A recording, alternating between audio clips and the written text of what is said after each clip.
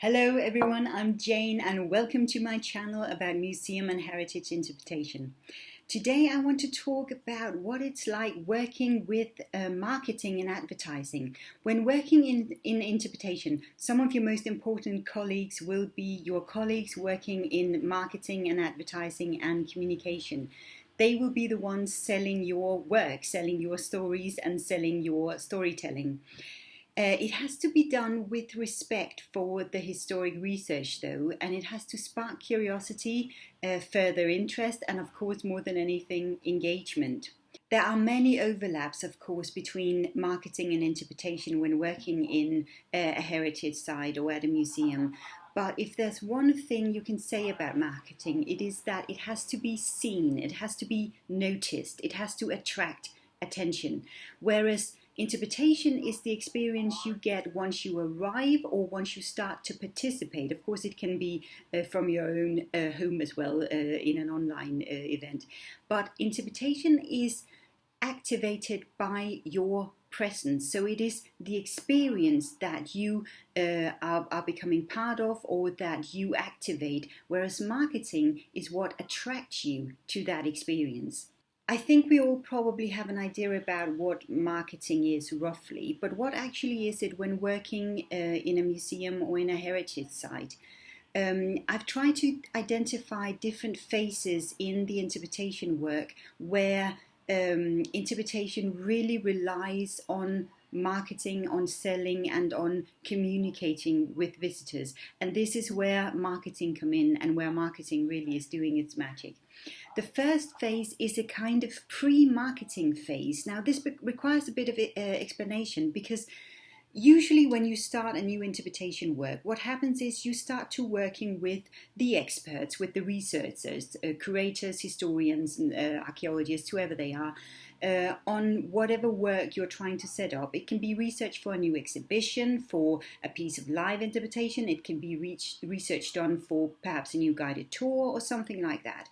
Now this is of course a long brainstorm really, where you rely on the collections as well as the knowledge and research. So sometimes you might be shaping a narrative that looks sort of runs one particular way, and then suddenly you come across a new piece of research or a new object or something, and it takes a different turn. So there are lots of changes and development going on.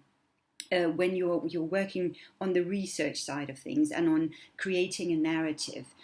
This is not really a phase where you normally involve marketing, because we have not even reached the point of trying to sell a product or a concept yet. But I found that having conversation with the relevant marketing manager or person during this phase, just on small updates, statuses, can actually be a huge advantage, because what happens is they will automatically start to ask, okay, well, that's interesting, but have you tried maybe going down this route a little bit more? Because then it will make it more saleable, or you will actually reach the bigger audience, or whatever it is. So just sort of planting tiny questions. Yeah, okay, very interesting, Jane, perhaps for you and for a historian, but what about the general public? Do they actually want to come and engage or see this or experience this? So just sort of keeping that perspective in mind from a marketing or an advertising perspective, I found really helpful. Generally, interpretation people are quite good at keeping an eye on the visitor group they want to reach, but how to reach them and how to actually sell the idea or the work is an entirely different matter. So just having small statuses, updates with marketing at this stage, even when you don't yet have a clear route or a clear narrative, can actually be incredibly helpful. This, of course, brings us to the actual phase where marketing starts to come in, which is identifying the concept and identifying what is actually going to be the strong focus point here in the way we're going to sell and advertise this. It is so important that what you use to attract visitors is also roughly what they can expect when they start to participate or expect from the storytelling experience. There are many tools marketing is using to make sure that this happens and to make sure that you reach expectations, or at least you try to reach out to them. There is, of course, also an important aspect here about not giving too much away.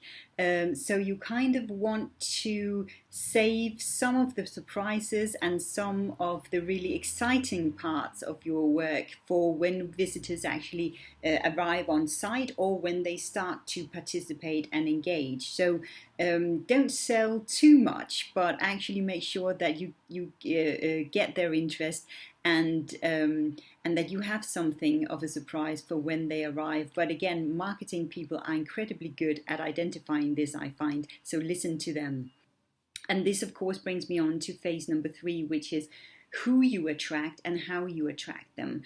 Roughly, you have quite a clear idea about your target audiences when you start working on a new interpretation or research idea.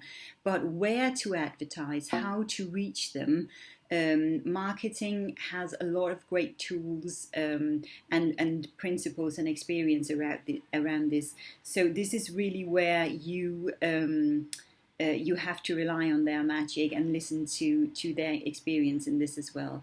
This brings me on to phase number 4, selling and advertising the concept. So this is the actual selling point. This is where you more or less, I wouldn't say hand over, but you kind of do let marketing take the lead here a little bit and let them come up with ideas for how and where really this can be advertised and how it can attract attention. Now, there is, of course, a great deal of attention on social media and digital marketing as well, and how this may have changed how you advertise historic interpretation. Again, rely on the marketing department or the marketing people here, because they have a lot of experience in what actually works in a social media context. It can be a tiny little aspect of your interpretation work or of the wider research work sometimes that they can highlight in a way that can really strengthen the narrative as well and the visitor experience once they start to participate. The final phase is about responding to feedback and to visitors' interactions, really. Now, this can be tricky because some would say, of course, responding to feedback and responding to visitor queries is always very important because they need to feel heard and they need to feel that their feedback is relevant. However, there are also certain times where it can be quite wise not to respond, and that of course goes to when you receive criticism that might not in any way be constructive. Sometimes you actually add fuel to the fire if you start to engage in, especially on social media, in comments that might not at all be constructive. You might actually end up making things a lot worse. Marketing people, again, have a lot of experience in when and when not to respond to feedback. So listen to them here as part of the engagement process as well. Engagement doesn't always take place on site.